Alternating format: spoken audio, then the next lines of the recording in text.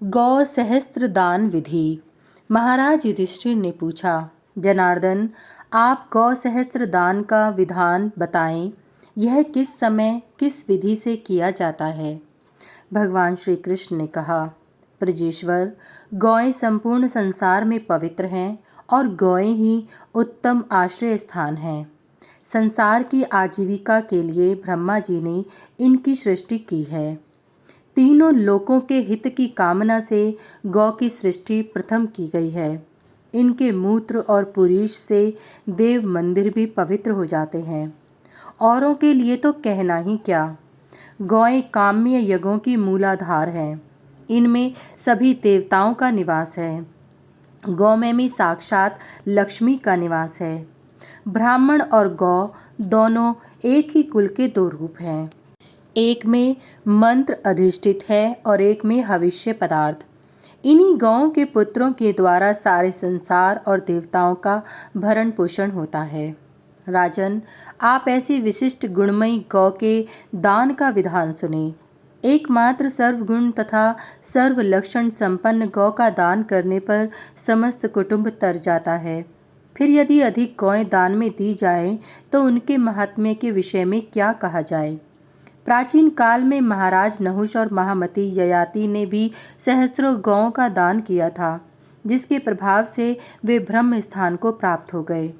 पुत्र की कामना से देवी अदिति ने भी गंगा जी के तट पर अपार गौदान किया था, जिसके फल स्वरूप उन्होंने तीनों लोकों के स्वामी नारायण भगवान वामन उपेंद्र को पुत्र के रूप में प्राप्त किया। राजन, ऐसा सुना जाता है कि पितृगण इस प्रकार की गाथा गाते हैं, क्या मेरे कुल में ऐसा कोई पुण्यात्मा पुत्र होगा जो सहस्त्रों गौओं का दान करेगा, जिसके पुण्य कर्म से हम सब परम सिद्धि को प्राप्त कर सकेंगे। अथवा हमारे कुल में सहस्त्रों गौदान करने वाली कोई दुहिता कन्या होगी, जो अपने पुण्य कर्म के आधार पर मेरे लिए मोक्ष की सीढ़ी तैयार कर देगी। राजन, अब मैं शास्त्रोक्त सर्वकामिक गौ सहस्त्र दान रूप यज्ञ की विधि बता रहा हूँ। दाता किसी तीर्थ स्थान अथवा गोष्ठ या अपने घर पर ही 10 अथवा 12 हाथ का लंबा चौड़ा एक सुंदर मंडप बनवाएं। उसमें तोरण लगाए जाएं। उसके चारों दिशाओं में 4 दरवाजे लगाए जाएं। मंडप के मध्य में 4 हाथ की एक सुंदर वेदी बनाएं। इस वेदी के पूर्वोत्तर दिशा ईशान कोण में 1 हाथ के प्रमाण की ग्रह वेदी का निर्माण करें। ग्रह यज्ञ के विधान से उस पर क्रम से ग्रहों की स्थापना करें। सर्वप्रथम ब्रह्मा, विष्णु तथा रुद्र की अर्चना करनी चाहिए। यज्ञ के लिए ऋत्विजों का वर्ण पुनः वेदी के पूर्वोत्तर भाग में एक शिव कुंड का निर्माण कर द्वार प्रदेश में पल्लवों से सुशोभित 2-2 कलशों की स्थापना करनी चाहिए और उनमें पंच रत्न डालना चाहिए। तदंतर हवन करना चाहिए।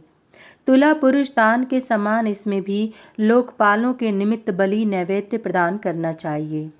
सहस्त्रों गौओं में सवस्ता 10 गौओं को अलग कर उन्हें वस्त्र और माला आदि से खूब अलंकृत कर लें। इन 10 गौओं के मध्य जाकर विधि पूर्वक सबकी पूजा करें। इनके गले में सोने की घंटी, तांबे के दोहन पात्र, खुरों में चांदी और मस्तक को सुवर्ण तिलक से अलंकृत कर सींगों में भी सोना लगा दें। गौ माता के चतुर्दिक चमर डुलाना चाहिए। इसी प्रसंग में मुनियों ने सुवर्ण में नंदिकेश्वर वृषभ को लवण के ऊपर रखकर अथवा प्रत्यक्ष वृषभ के भी दान का विधान बतलाया है। इस प्रकार 10-10 गौ के क्रम से गौ सहस्त्र या गौशत दान करना चाहिए। यदि संख्या में संपूर्ण गौएं उपलब्ध न हो सकें तो 10 गौओं की पूजा कर शेष गौओं की परिकल्पना कर उनका दान करना चाहिए।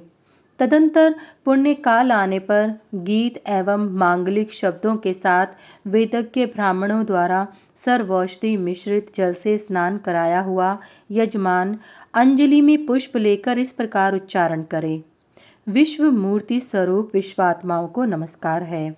लोकों को धारण करने वाली रोहिणी रूप गौओं को बारंबार प्रणाम है। गौओं के अंगों में 21 भुवन तथा ब्रह्मादि देवताओं का निवास है। वे रोहिणी स्वरूपा माताएं मेरी रक्षा करें। गौएं मेरे अग्रभाग में रहें, गौएं मेरे पृष्ठभाग में रहें, गौएं नित्य मेरे चारों ओर और वर्तमान रहें, और मैं गौओं के मध्य में निवास करूं। चूँकि तुम ही वृक्ष रूप से सनातन धर्म और भगवान शिव के वाहन हो, अतः मेरी रक्षा करो।